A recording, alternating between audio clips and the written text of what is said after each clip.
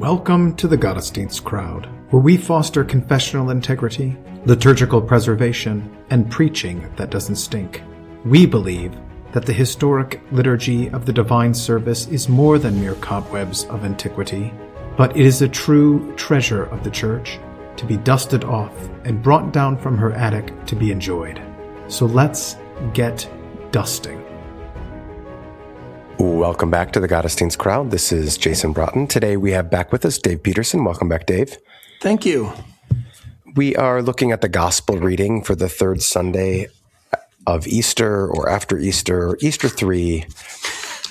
It is or from Easter 2. I mean, yeah, whatever. It all depends, right, how you say it, apparently. According to LSB, it's Easter 3. So. Right. I think TLH has Easter 2. Okay. So it is from John's Gospel, chapter 10, verses 11 to 16. And I'll read that in the New King James. Jesus said, "I am the good shepherd. The good shepherd gives his life for the sheep. But a hireling, he who is not the shepherd, one who does not own the sheep, sees the wolf coming and leaves the sheep and flees. And the wolf catches the sheep and scatters them. The hireling flees because he is a hireling and does not care about the sheep. I am the good shepherd, and I know my sheep and am known by my own. As the Father knows me, even so I know the Father, and I lay down my life for the sheep. And other sheep I have which are not of this fold. Them also I must bring, and they will hear my voice, and there will be one flock and one shepherd." So this is your favorite passage for the words you have to pronounce. That's right. Yeah. Shattering steep from the wolf. Yeah. I totally forgot about it until I got to that word, and I'm like, oh gosh, this is that. Yeah. Shattering skeep by the wolf. Wolf. I was funny when you were reading that. I was just realizing what a great translation hireling is. Mm-hmm. Because that's not really, that's kind of, hireling's pejorative in English. It is. And this is really just a hired man.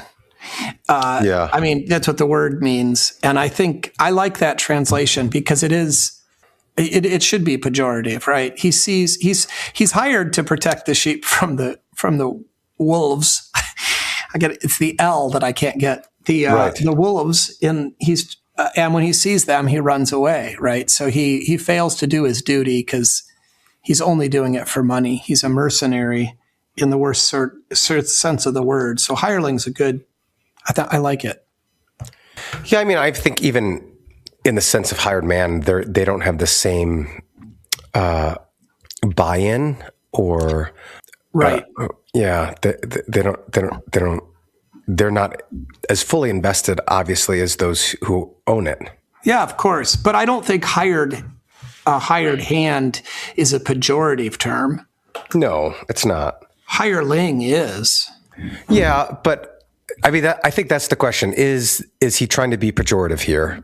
Or is he just trying to state the facts that there's a difference between those who actually own and those who don't?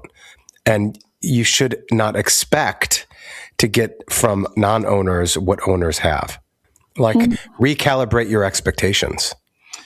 Yeah, but I think he is being pejorative here because he is speaking of the failure of the religious leaders of Jerusalem and the fact that they're not doing their jobs. And not just the religious leaders. No, not just the religious leaders, right? But primarily the religious leaders. The secular leaders. You can hardly put Herod and Pilate into this category. The battle was lost long before those pagans came to the throne. Mm-hmm. Yeah, but it could also be just commentary on the pining for the past kings. Oh, yeah, that's good. And you're right. So in the history of Israel, they get to the wilderness, right? And they put me back in Egypt because, there was meat pots and garlic and cucumbers. Right. And then and they had forgotten about how they cried out to God for release and saving.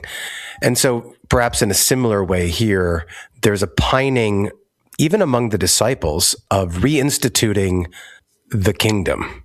Yeah, that's good. I think that's absolutely right. I mean, I like to say that the history of Lutheranism is the history of bad bishops, right? I mean, so we have these modern day Lutherans that sort of pine for the great Episcopal systems that, would be so much better than what we have. But if you look at the history of Lutheranism, we've not fared well under bishops.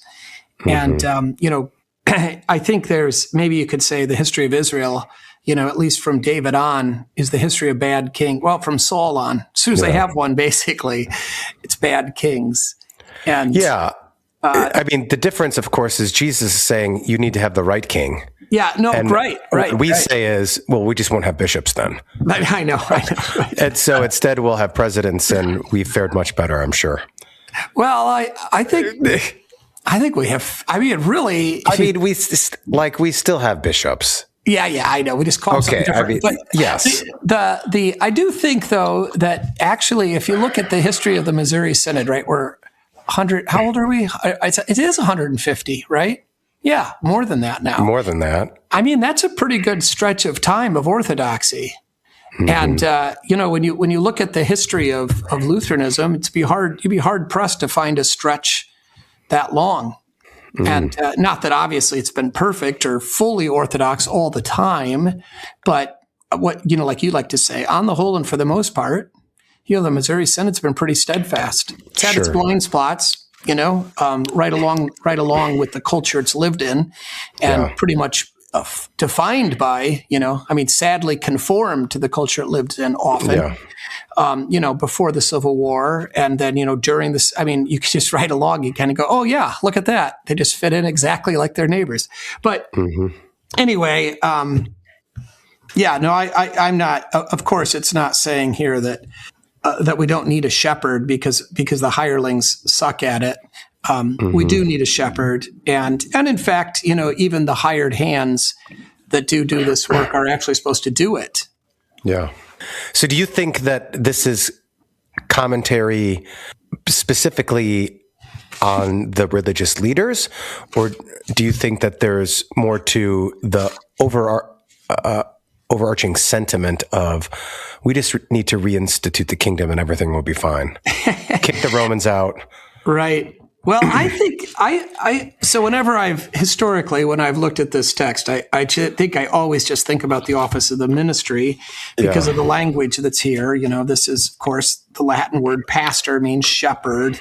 But as I was preparing at this time and looking at it and thinking about it, it seems to me that he's really talking about sacrificial leadership that's paternal.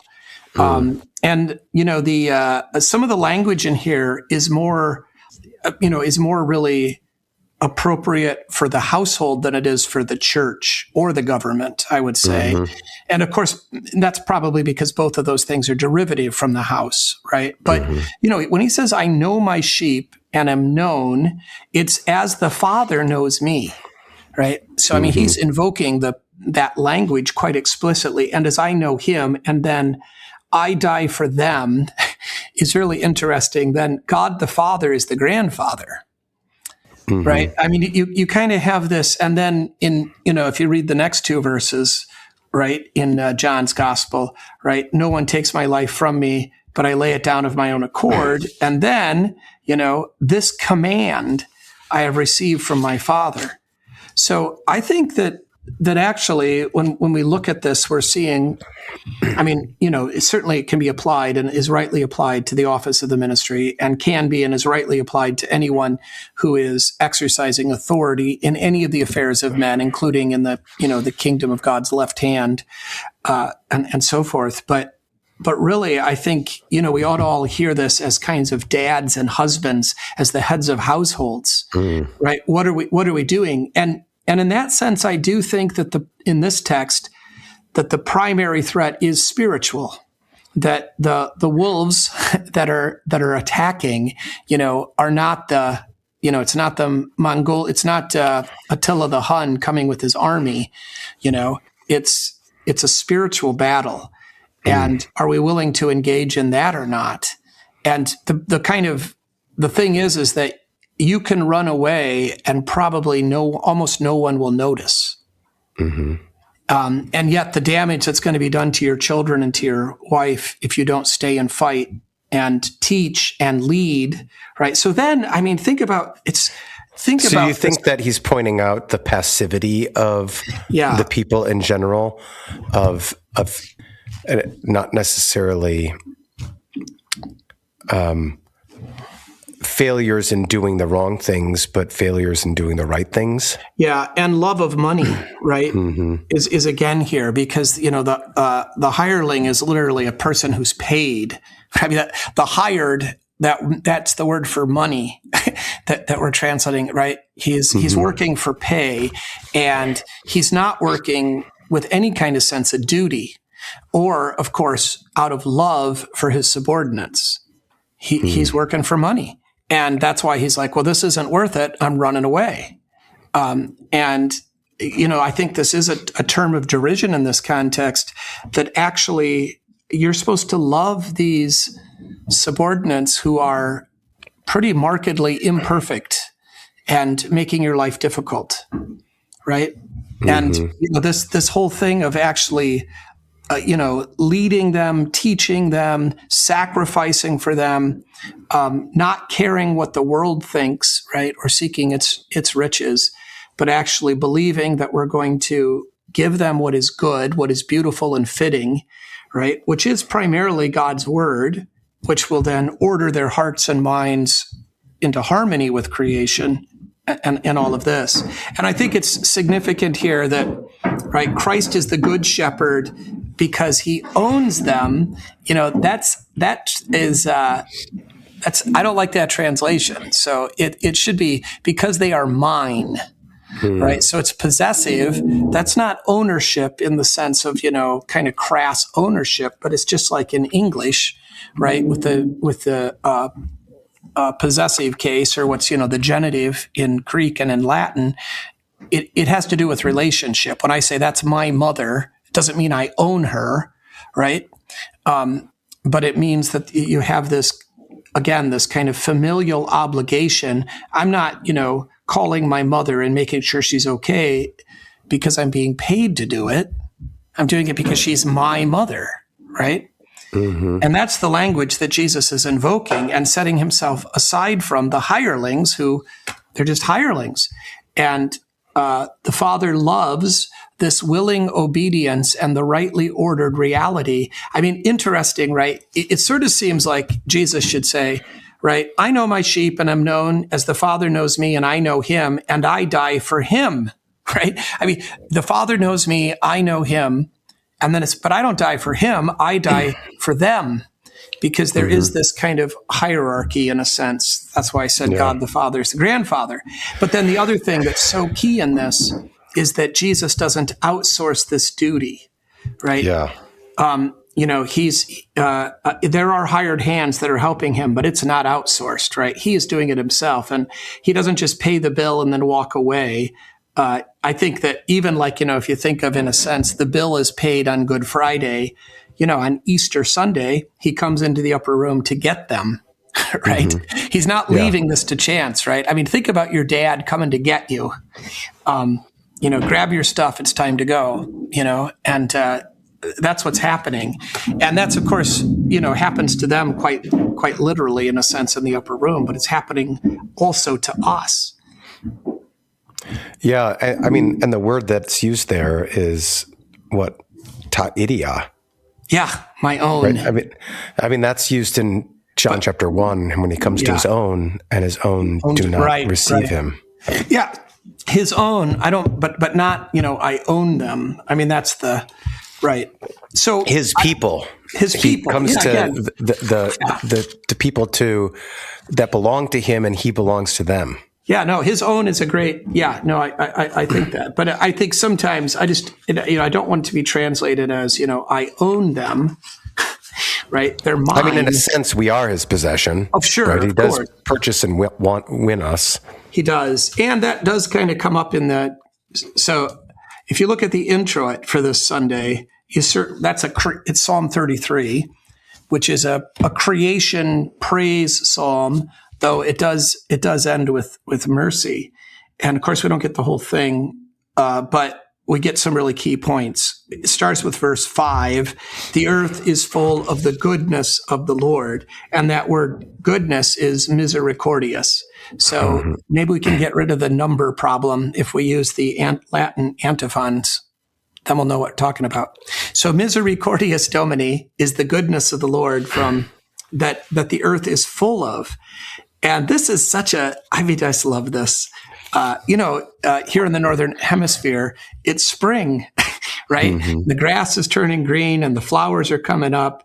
And there is this reality that nature itself is bearing witness of the resurrection and the promise of life to come, right? Mm-hmm. The earth is full of the goodness of the Lord, and we need to be reordered back to that, reoriented to the reality that the things that we are lusting for, that we are covetous of, are disordered, disproportionate, and have not been given, right? Yeah.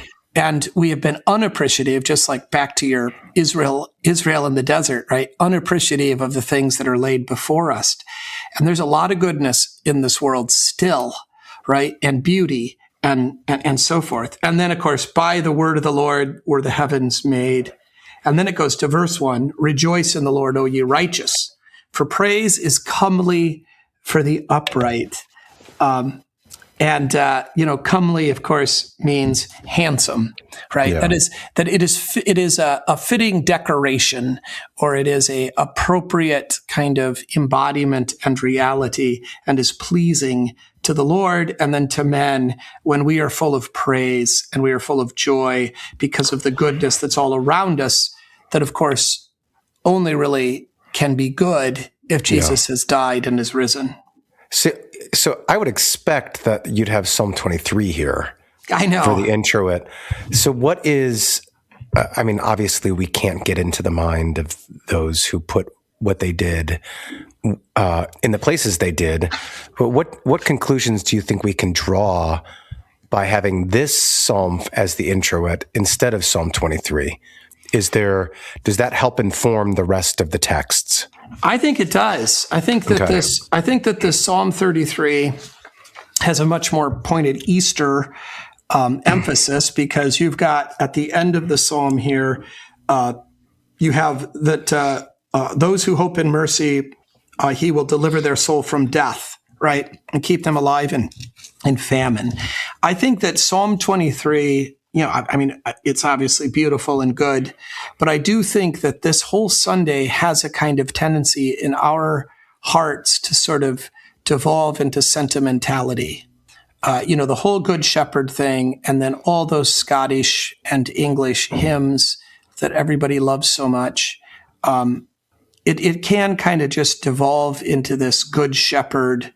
I don't know how to even say it nicely. Because I don't want to deride the reality that there is appropriate sentimentality here, but I do think that it can be a little shallow, and I think we can do better. I think "Oh Fear Not, Little Flock" is a better hymn than any of the Scottish hymns that we all like so much, right? Mm-hmm. And I'm just going to turn to it here, and this is one of my. Go ahead. You do have verse 16, like, no king is saved by the multitude of an army. Yeah. And that sort of reminds me of Proverbs 29:31, where it says, the horses are made ready for the day of battle, but victory belongs to the Lord. Oh, nice. So there's so in verses 16 and 17 of Psalm 33, a horse is a vain hope for safety, neither shall it deliver any by its great strength.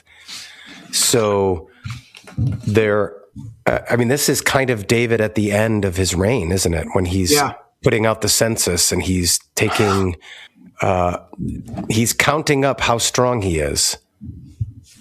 Yeah. So I think you've got this great. So again, like in terms of these propers, the Old Testament is Ezekiel 34, which is the good shepherd in the Old Testament, right? So kind of obvious. The epistle is 1 Peter 2, which I think plays exactly into what you're noticing here in Psalm 33, right? For to this you were called because Christ also suffered for us, leaving us an example that you should follow his steps, who committed no sin, nor was deceit found in his mouth, who, when he was reviled, did not revile in return. When he suffered, he did not threaten, but committed himself to him who judges righteously, who himself bore our sins in his own body on the tree, so that we might live for righteousness. By his stripes you were healed, and so forth. This here, I think, shows us, once again, that meekness is not weakness, right? Yeah. But that in fact, really self-control is the greatest strength.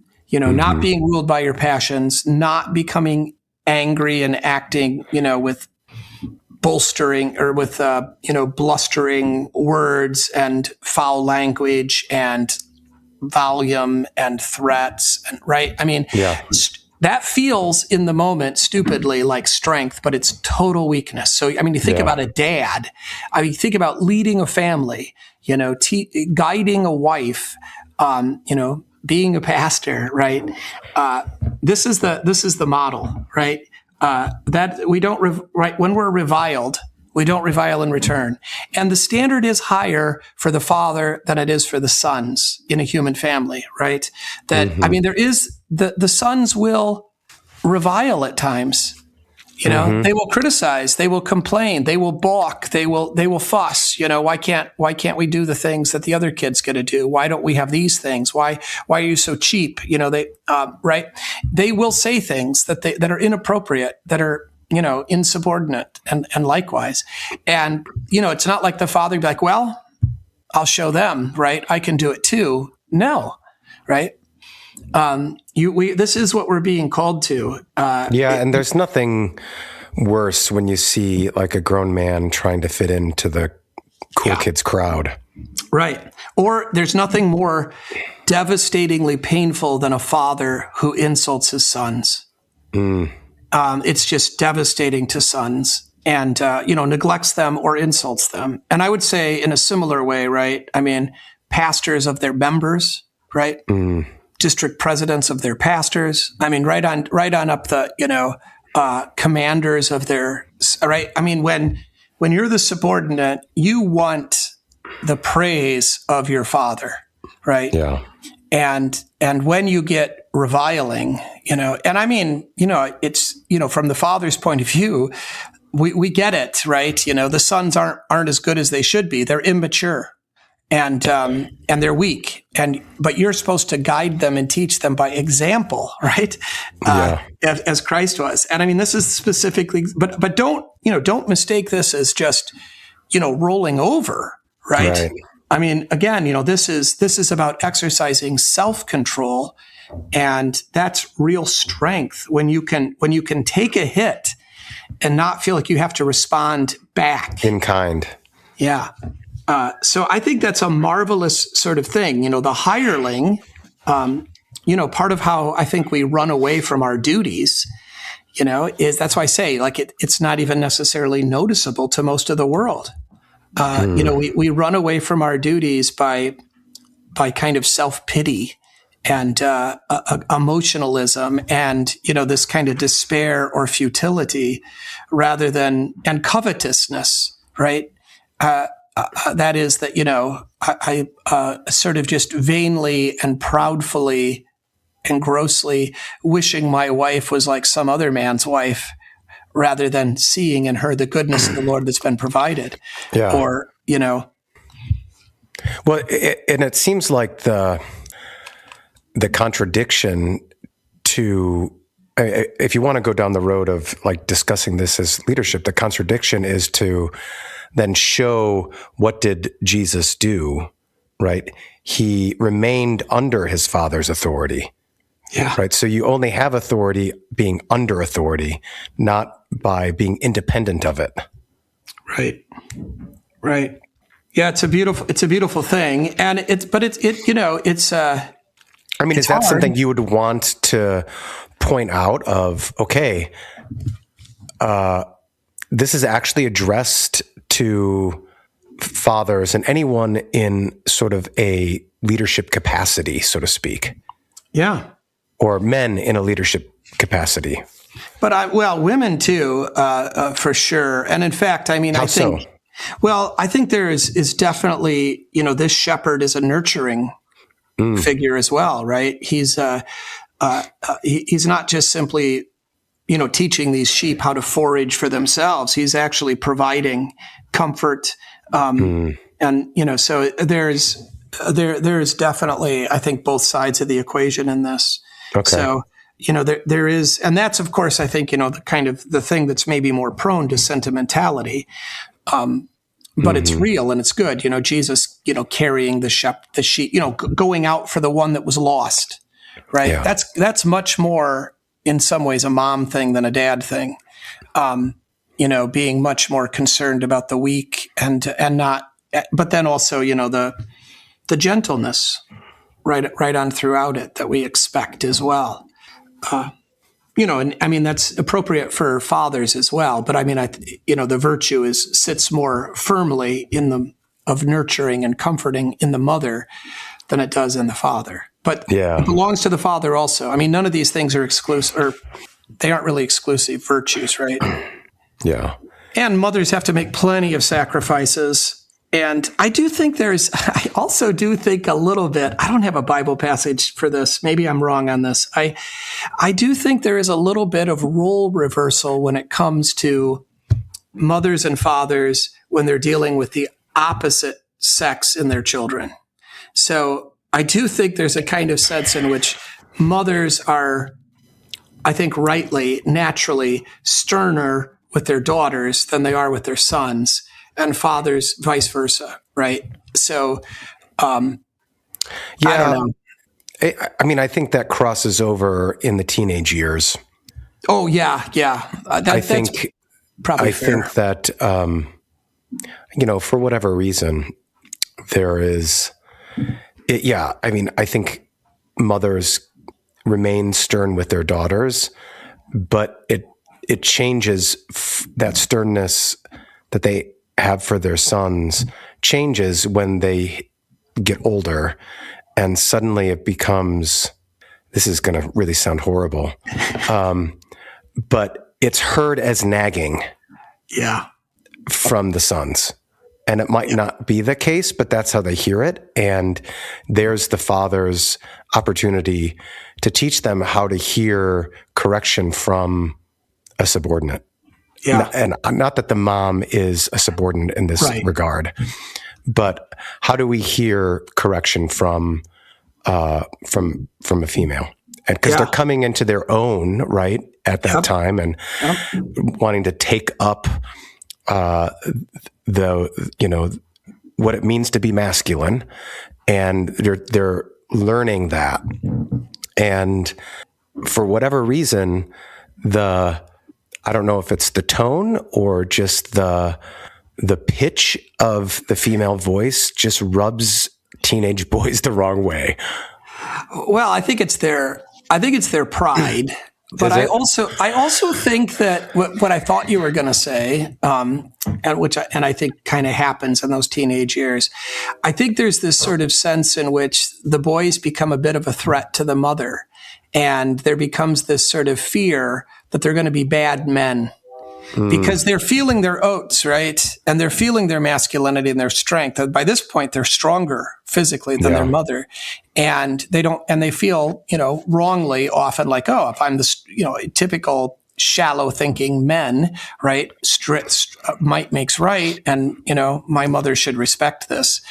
And she sees in that, I think, all of her, the vulnerability of women that they bear in this world because of this, I think, is all of a sudden like, oh my goodness, what if he's a psychopath wife abuser? What if because he's acting like a jerk right now, right? And so I think that her kind of fear of men and bad men, kind of, it has a possibility to come out. And I also think that at this point, she develops a new kind of sympathy for her daughters at that age because they're becoming kind of her clan, her peers in a way. So, I mean, it's a funny. It is fascinating. And it's all, I think, it has its, help acknowledging the reality that men and women are different goes a long ways in kind of understanding some of this. And I think also guarding against these abuses. Teenage boys need mothers, and they need. I like what you said, and I haven't thought of it in those terms before, but I think it's absolutely right. They do need to learn, right? They have to learn respect for their mother, and they are still, she is not subordinate to them at this point, even if they think that she should be, and that's a difficult, complicated lesson, and they have to learn primarily, right? The most important thing for young men to learn is self-control. Yeah. How to take an insult, right? How to take an unjust insult or even accusation, how to, how to respect women for what they are and not try to make them like us, but then also not to become one of them. Yeah. Yeah. So, I mean, there's just a lot there to go into. Well, let's go back to let me bring a couple other things from the other sort of propers that I think play along with this as sort of a leadership text, as it was, or this idea of, particularly Psalm 33, right? So it starts with this call to rejoice, right? And then it starts with creation, right? And then it moves, as you say, right, to this, right, we're not going to be saved by, a mighty man is not delivered by great strength. There's a lesson for teenage boys, right? Right. If your teenage boys are going to be delivered, it's going to be by the death and resurrection of Jesus Christ. But then look at this in 18, which is in part of the intro. Behold, the eye of the Lord is on those who fear him, right? I know my own, he says. He is watching us. He is actually protecting, providing, right, through all of this, and on those whose hope is in his mercy, not in their own strength. And there is this marvelous promise here, right, that he does actually know what he's doing, and he is not going to let us destroy ourselves or destroy our faith. He is gonna bring us about. And here in the collect, I think this is an interesting collect. It doesn't use shepherd language at all. It says, O God, through the humiliation of your Son, you raised up the fallen world. Grant to your faithful people, rescued from the peril of everlasting death, perpetual gladness and eternal joys. Now, this is, I think, really interesting, right? So you've got, of course, that kind of resurrection language, right? That through the humiliation of the Son, by his death, we have been elevated. We've been raised up, and all of the fallen worlds being restored, right? And but then the request is, grant to your faithful people, rescued from the peril of everlasting death, perpetual gladness and eternal joys. Not, again, creature comforts, right? Not great wealth on earth, not great prestige and honor among men, not great physical prowess and strength, right? But perpetual gladness and eternal joys. Again, this is a call to look at, to have our hearts and minds ordered according to the Bible or according to God's will, rather than, our kind of five senses or pleasure and those sorts of things. Yeah, and that's one of those things where I think, leaders of all stripes, right, have a difficult time dealing with this because they will fall off the horse into either ditch. Yeah. Either they will focus so much on all the preparations and the strength and forget about trusting in the Lord, or they will say, oh, well, it doesn't matter what I do. Yeah. And that's what I love about that proverb, because it's like the horses are made ready for the day of battle, but victory like there are things that you need to be doing things. Yeah. And be making ready and fulfilling the calling that God has given you. But in the end, don't take credit for it. Right. Well, right, find your comfort in the promises. So you've got here, right, you can't, you're a hired hand, right? But you're also a son of the Father. And there you are to guard your children and your wife or your congregation or your synod, whatever, your country. And the wolves are coming. And the answer is not, look, Jesus beat the devil. He's no threat. No, he's a threat. And he has to be resisted and he has to be fought, right?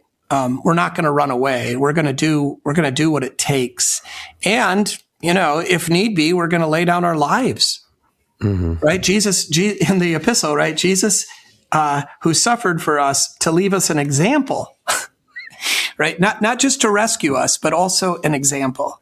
And so, if I die doing this, I die doing this. So what's the difference between a hired hand and a steward? Oh, that's a good question. I don't know if there's a lot of difference, actually, because you're still caring for both of them, at least in this, in this context, when we're talking about the hired hand who is working as an under shepherd, right? He's still taking care of the sheep. He's doing, in fact, he looks almost exactly like the actual one. He's doing all the same work that he was the one who hired him for is. I think we're never really called to be merely stewards, right? We are stewards, of course, right? And I love this in Luther's explanation of the introduction to the Lord's Prayer, right? Our true Father is our Father in heaven, not our dads, not our biological or the fathers that raised us. But we do not, it's not like we're qualifying this, when we tell people those are my children, right? I mean, really, they're God's. I'm just a steward. Look, there's no just a steward. It's kind of both things at the same time. They're really your children. They really do belong to you. And you really do have a duty and a deep affection. And that's good and that's right.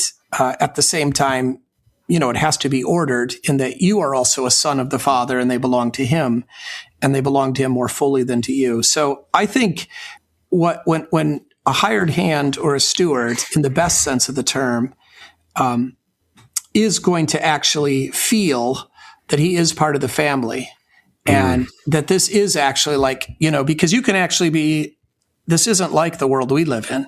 You can actually be adopted into this family and given a part of the vineyard or given a part of, right? I mean, it's so crazy that, right, to share in God's kingdom means to share in the rule of his kingdom. Yeah. So, I mean, that's to have dominion over the earth. It's a remarkable thing. So there is a distinction because we're not the ones who die for the sins of the world, but there is a sharing in it and a real sharing, right? Jesus isn't just offering us wages. He's actually offering us a home. Mm-hmm. So could we say that a hired hand in the sense that the scriptures is using it, never sees itself as a member of the family, always standing on the outside. So kind of like the parable of the vineyard. And these guys that run away, for sure, right? They don't actually they don't love the sheep. They love the money they've been promised. And the vineyard workers, they just want the denarius or more. Yeah. They don't care about the focus is on, do you see the things do you take on godly jealousy for the things that God has given you? Yeah. Do you love them? Yeah. Yeah, I think those are both right. You actually love them, right? Love fulfills the law, and you're actually thankful. This is my wife. This is the one that God chose for me. Has joined us together, right? And she's full of virtue, and she's full of beauty and goodness, and I'm not comparing her to others, and I'm not imagining, I wish she was different than she is. I want to guide her. I want to teach her. I want to help her, right? I'm not, just like, she can do, nothing matters. But at the same time, right, I actually love her. And my duties to her are often a joy. It's not simply a burden. Yeah. It can be a burden, right? Because our flesh is weak and because her flesh is weak. And there are seasons and there are times, to be sure, when marriage, Christians on this side of glory live in marriage very unhappily, right? And where it's awkward, it's painful, it's frustrating, it's disappointing. And maybe there's even some fear there. And those seasons are real, and we recognize them for what they are. So, and when we're in them, though, it's all the more important to confess what we also know is real and true, and that is that God has joined us together, and this is for her good and for my good and the good of our children and the good of the world and the good of the church, and I'm not giving up on it. I'm going to do my duty, even if, God forbid, she's telling me she doesn't want me to, right? So I think that it can be a burden. There are times when it can be unpleasant. At the same time, you probably can, I hope you can, remember times when it wasn't just a burden or a duty, when it was a joy. Yeah. And those times will come again. These seasons are temporary. That's why they're seasons. Even if you're currently in a happy place, I mean, it's good to remember that, well, there'll be some sad days ahead also. So then, so John 10 is describing what it ought to look like. It's giving us a picture, right, of how things are meant to be. Right. So then what sort of things can we draw from that to say, okay, this is what it's meant to be, this is what we ought to do? Yeah. Well, we've got to see the wolves that are coming. So we have to be able to, discern the times and discern the dangers and guard against them. And I think, so the first thing we ought to be doing is we have to know what the ideal is, and then we have to see what is a threat to it, and sort of what are the dangers to faith and to virtue, right? What are the threats in our society? And, the sort of famous thing is the criticism of historians is always that the generals were preparing for the last war, right? And they don't see the war in front of them, and they fight the current war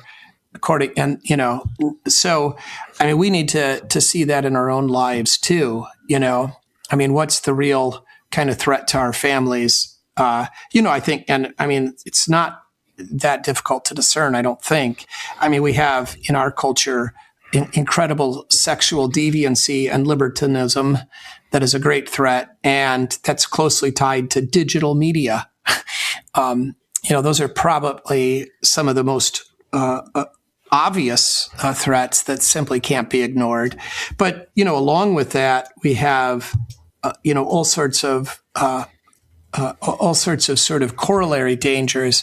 The sort of lack of kind of virtue and concern for virtues, and the desire just simply to be productive or make money in kind of, the crassest sense of the word.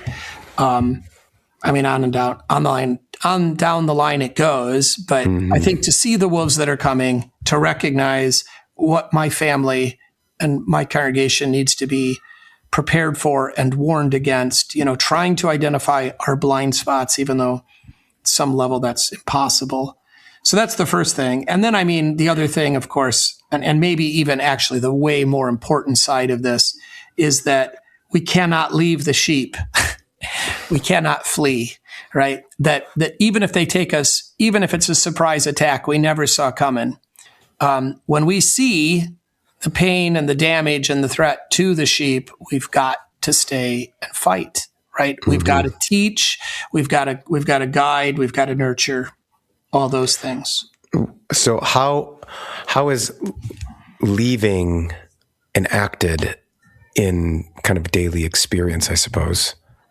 I think it's all about this kind of passivity stuff mostly, right? It's not having family devotions. It's not making them recite the catechism. It's not teaching them to memorize hymns. It's not making the children do chores because it's easier. Right? I mean, it's just kind of everything that like it's easier to do stuff yourself, just all of these kind of always taking the easy path because we're always being tempted to that. And so I think it's mostly about letting the sheep choose their own way instead of actually guiding them, teaching them, right? Disciplining them. Yeah. I don't think of course it could be worse than that. It could be beating your wife. It could be having extramarital affairs. It could be abandoning, moving across the country. Those things would also be fleeing, and those would be wrong. I'm against those also. But I think, the way that it attacks us in our kind of more subtly in our daily life is to just, I don't want to do devotions. I just want to go watch TV. I don't want to make this kid do his homework. I just want to, scroll the internet. I think it's being there, being present, and doing our jobs, So in light of that, how necessary is being around other leaders who will hold you accountable? Yeah, I think we need that as well, right? Especially if we recognize that we are under shepherds, right? And we're not doing this, right? This is a big operation. You're working in the vineyard, or I like Nehemiah, rebuilding the city walls. Yeah. You're working on your own little section of the wall in a sense, but it's connected to other sections. And we got a Bible in one hand and a sword in one hand and a hammer in the other, right? Or whatever. I don't know what are these make? What's the thing? A trowel. Trowel in one hand. So anyway, I think that is all part of this. That our families aren't isolated from one another. And hopefully our congregations aren't either, right? That we're actually living together in community, and our families join together in congregations, and our congregations, join together in synod. And that's exactly right, because there's lessons to be learned and to be passed on mostly from the older to the younger. And there's also the need for the younger to reinvigorate the older with zeal and to keep them accountable, that they don't become lazy and complacent. And there's also just the mutual encouragement, right, of being together and sort of being reminded that this is good, that it's worth it, and that, yesterday you worked on your part of the wall and then it crumbled in the night and it's worse than it was from before. You just got to keep on keeping on. Do you think there's a sense in bringing up the Nehemiah account that part of our passivity or our failure to lead is that we don't fight and build at the same time?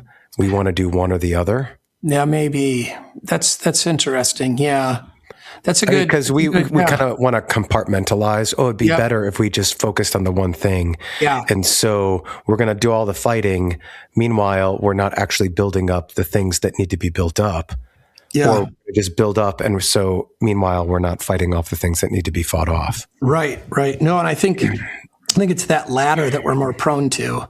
It's fine to build your city wall, right? But you're not allowed any aggressive actions. It's fine to state the doctrine in the positive sense, but no anathemas, right? That's the kind of typical. That's interesting. I would think that the more likely path, I think particularly of men, is to do some fighting, but to forget to build.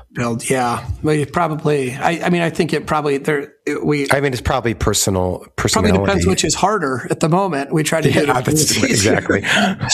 Well, I'll do that instead. And sometimes that's not a bad strategy, actually, for overcoming the flesh. Right. It's better to do. But no, I think that's a good point. We have to sort of do all of the work. And there's always the parts that we procrastinate. We always procrastinate on the things we don't enjoy as much. Yeah. And, so that's a good call. How we actually, when thinking of Nehemiah, I was also thinking of how the problem is again, like we get away with stuff. It looks like there was, So I was, I got angry last night and I yelled at my son and I called him a name. Right. That's terrible, by the way. So let's say I did that. Well, nothing happened. that I could see, right? So I think, what do you mean you called it? I called him a name. I called him stupid. Gotcha. Him, right? You should never do that. God forbid. We should strive to never do that. If we do, well, what if what they did was stupid? Well, I think are you distinguishing between saying like that was really dumb, or and you're dumb. You're an idiot? Yeah, exactly. I mean, we can name things as stupid, but we shouldn't name people, especially our sons.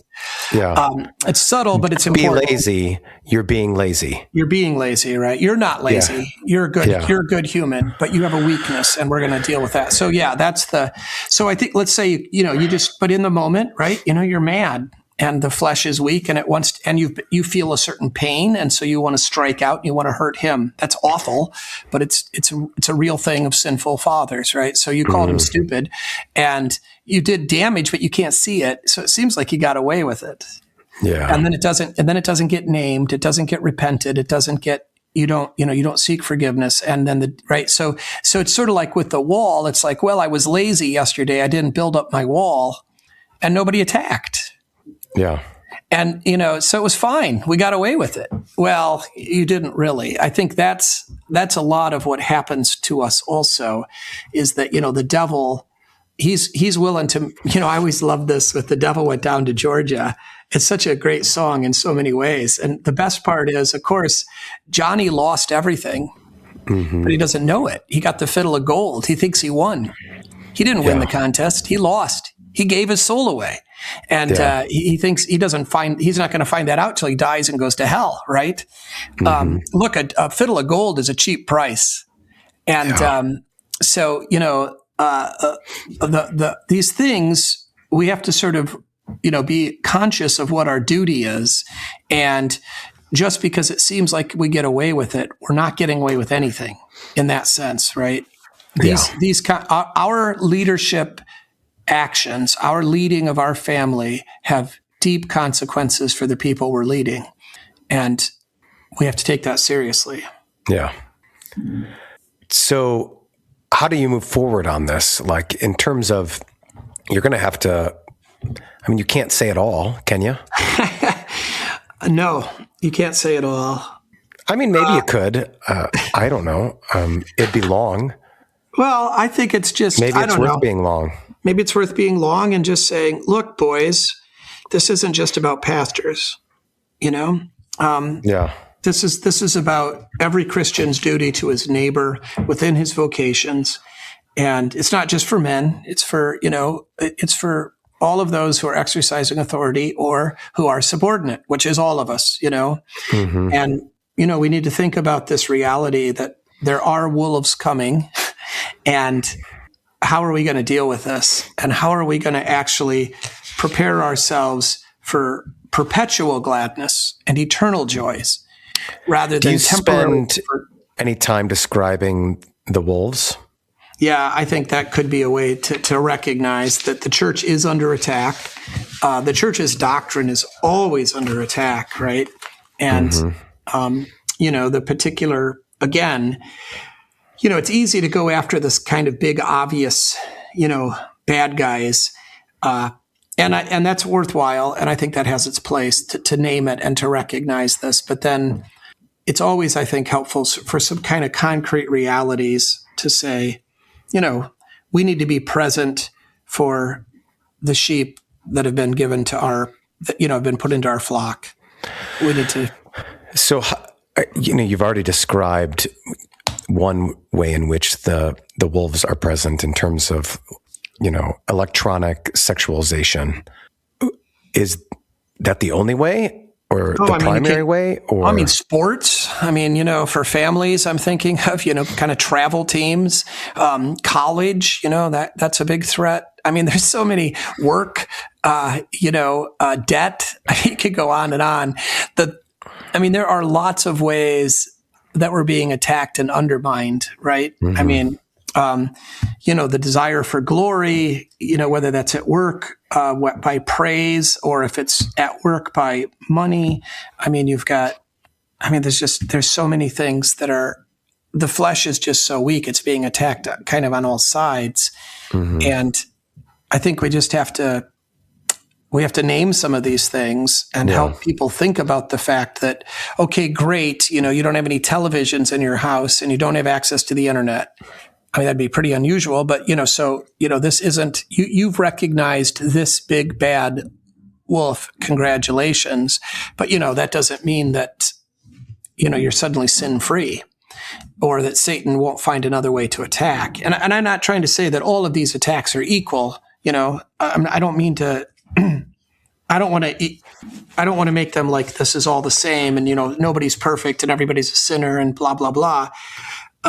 Look, we got to take care of the most obvious and most deadly and dangerous things first.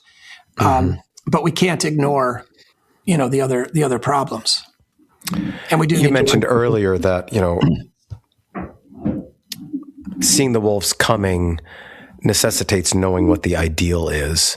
Do you think that there's a sense in which, one, we don't know what the ideal is, and that there is a real attack on what is ideal and what should be ideal? Yeah.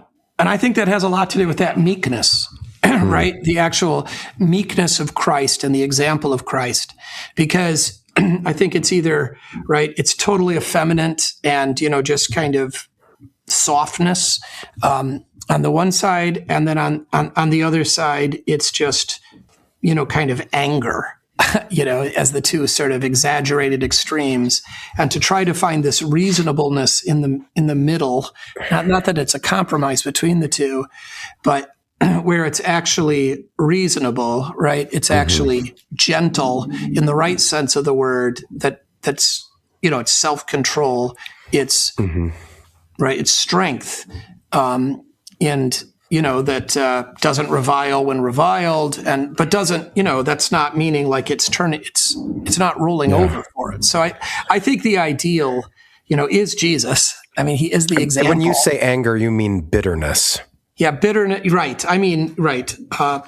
Anger that's disordered. Yeah. Right. Even if it began from the right thing, it's exaggerated. It's, and it's self-indulgent. Right. And we all know what that feels like. I mean, we've all done that. I mean, there is a righteous anger, and there are things that anger is the right response to, but it still should be controlled.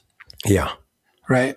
Right. What does Paul say? Let your anger be without sin. Sin. Be angry, but do not sin. Be angry, but do not sin. Thank you. I'm sorry. That's what I was trying to come up with. I don't know why that was so hard. I mean, I love that passage because it's hilarious to me. Whenever we try to talk about this, it seems like there's such a kind of immediate response. Well, there is a righteous anger.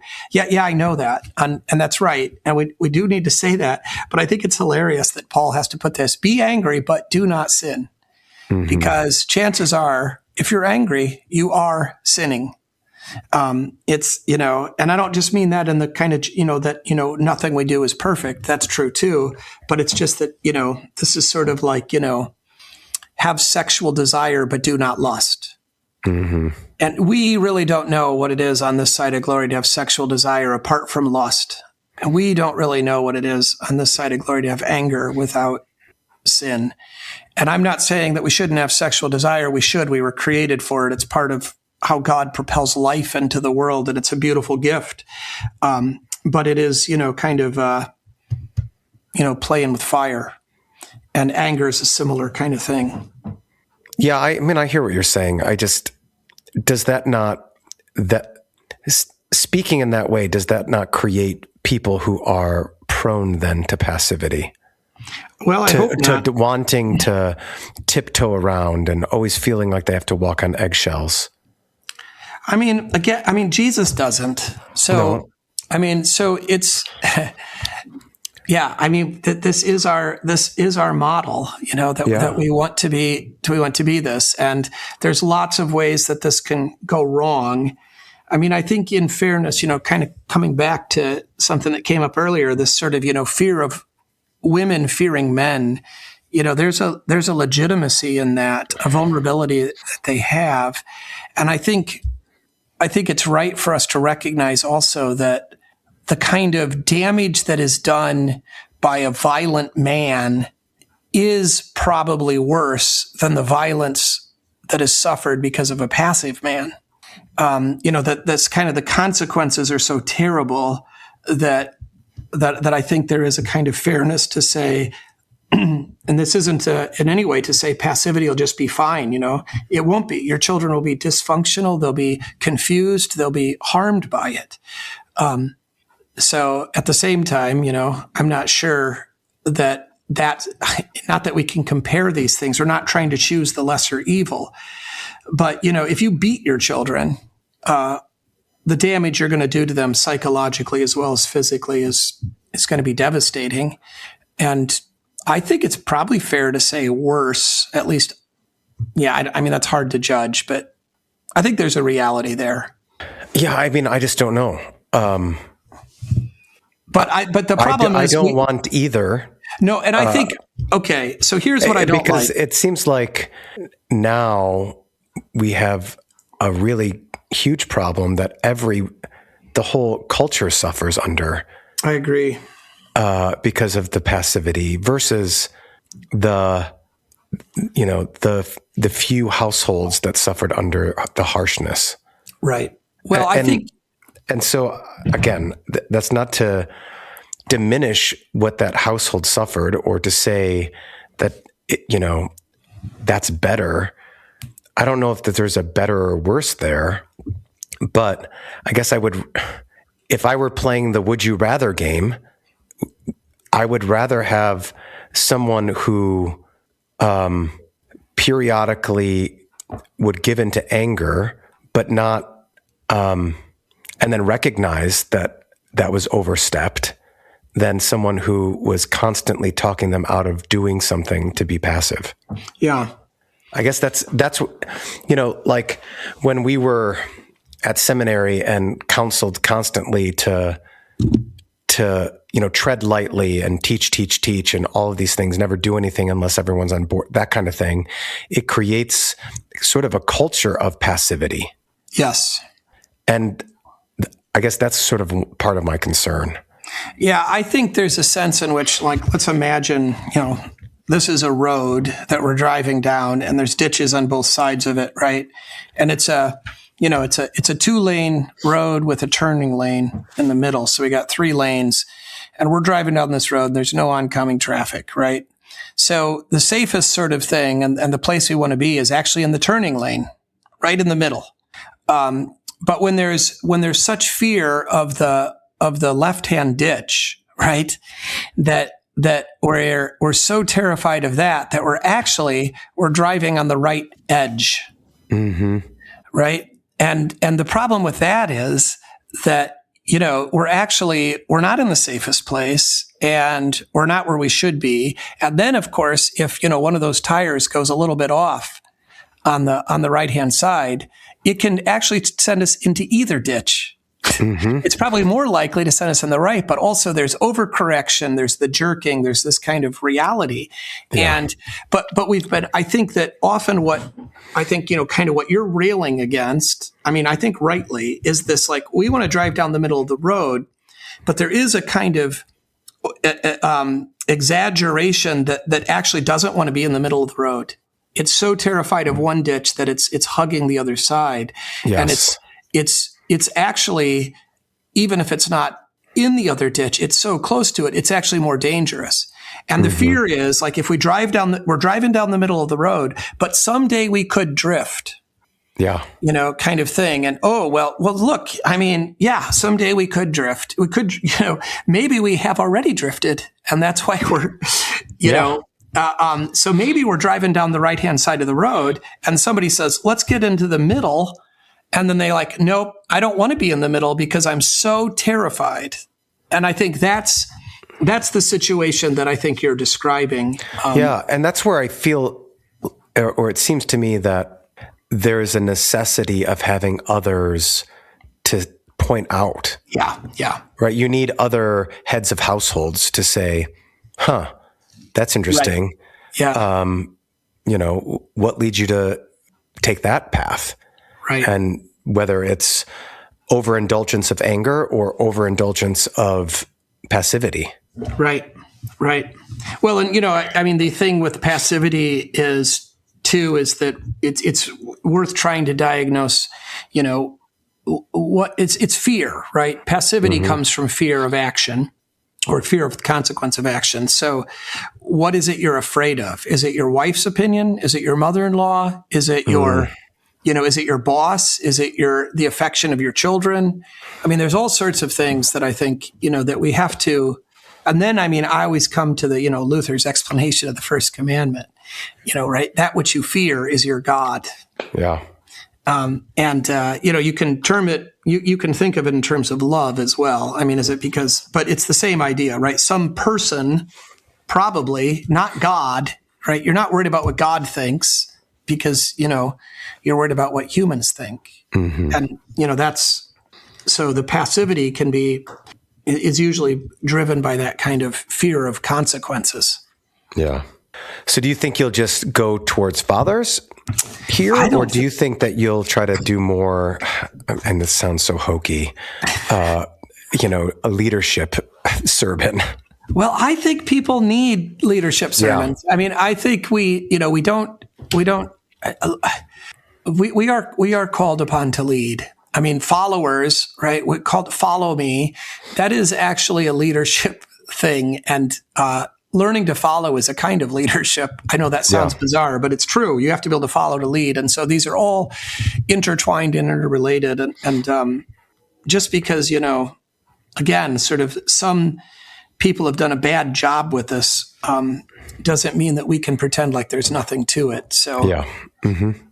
Yeah. So, good. I think it's vocational, right? Helping mothers be mothers, helping, big brothers be big brothers, helping, right? It's not just fathers, it's right on through. So if you're going to do this, what is the preaching of the gospel here? Well, I mean, the preaching of the gospel is that Jesus is actually taking care of everything. Yeah. I mean, he's, I don't mean that is just kind of a cliche ending. Oh yeah, don't worry about it. It's all fine. But at the same time, I mean, there is this just kind of overarching reality. He's given you these children on purpose. Mm-hmm. And he knows what he's doing, and it's for their good and for your good. And he will bless you in this as he has been blessing you in this, whether you can feel it or sense it or not. And, the kind of confidence that though you're in some ways not very good at this, Jesus is blessing you through this nonetheless and providing for the world and for you, right? And there are people that are also, your wife is serving you. She is the gospel to you. You don't deserve her. For all your complaints about her, and covetousness, the truth is you're deeply blessed to have her taking care of you, right? Loving you, praying for you, feeding you, and so forth. And you're blessed to have a pastor that is trying to teach you the word of God and coming to you when you're sick. And you're blessed to have brothers, and you're blessed to have, right? We are actually being provided for through these vocations, through the vocations of others. Mm-hmm. Well, that's a different take, but not a different take, but an expanded take, I think, than what typically we've discussed. For me, I think for sure, I've usually, been much more focused on pastoral ministry, though this is all applicable to pastoral ministry because, I've often said being a pastor has a lot more in common with being a father than it does with taking care of livestock. And not just because it's people and not animals, but also because maybe that is the main reason. But it is the more, the relationship that pastors have to their congregations is a very paternal. I don't mean that in any kind of condescending way, but it is a very paternal concern. Or relationship, yeah. Well, how, in a day where fatherhood is misunderstood and almost hated, it seems like putting forward what the biblical understanding of that is in terms of regaining not only household fathers, but spiritual fathers, and then fathers within society, the fathers of nations and things like that. This would be a perfect opportunity to discuss what fatherhood really is, even before Father's Day. Yes. And maybe actually have a better reception of it, since it's not colored by kind of cultural things. Yeah. The other thing that is being an older brother. That's another really kind of fascinating dynamic and relationship. Because that's we use a lot of other terms for it, mentor or anyway, but really that's another thing to think about. Being an older brother, being a younger brother. Someday we'll talk about being a friend. I mean, that's, maybe that's in some ways where the Bible deals with it the most directly is with the word philia. Well, I mean, I have to say, for our memento group, having, some of the older guys with more experience, that's been fantastic to have them along. Yeah. Yeah. I've really enjoyed the fraternity, I should say. Yeah. That's been, it's been really enjoyable. And we're going to try to keep it going. We're kind of, I don't know what you guys have come to think on this, but it took me a little while to get my head around this, and I didn't get it around it on my own. It was actually one of my fraternity members who explained this to me, and I think he's right, that in a way this is kind of an attempt to foster friendship, to actually because I was like, well, now that Lent's over, are we going to keep meeting? It says we should keep meeting, and I don't really know that I want to have another Bible study or, weekly, meetings for the rest of my life. And he said, well, this is really, it doesn't need to be much, it can just be, let's get together, have the devotion and drink coffee and talk for, 30 minutes, 40 minutes, and then go to work.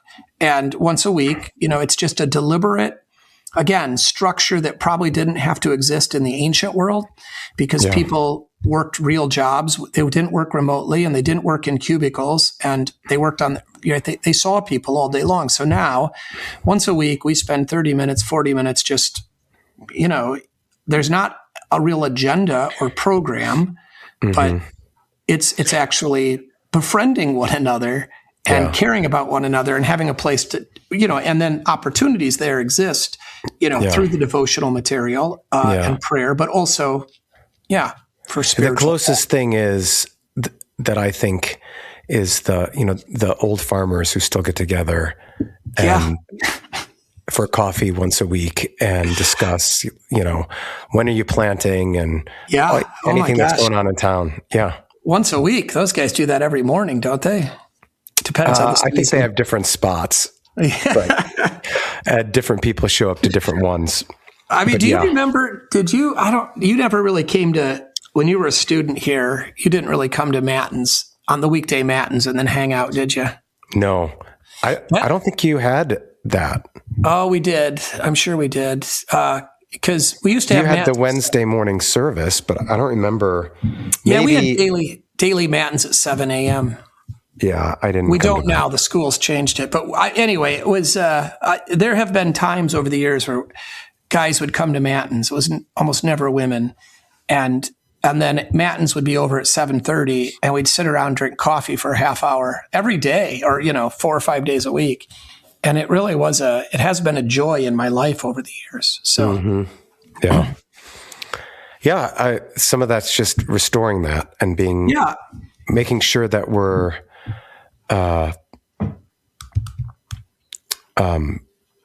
the word just escaped me, but intentional about it. Yeah, and recognizing we're living again in a society, in a world where men particularly have difficulty making friends. Yeah. And if you don't, good for you. There probably are men around you who do. And so even if you don't need this fraternity, you might be able to serve your neighbor in this way. And it doesn't have to be a big, giant burden and a giant time commitment, but it can be something that can really make the difference. It can really make a difference in men's lives, especially when they're going through those dark times. Mm-hmm. Yeah. Well, thanks, Dave, for thank you. Your time, and we'll pick up with Easter 4? Yes. Jubilate? Is that what it is? I don't know. I was trying to remember. I think that sounds right. Yeah. Okay. We'll pick up next time. All right. Thanks.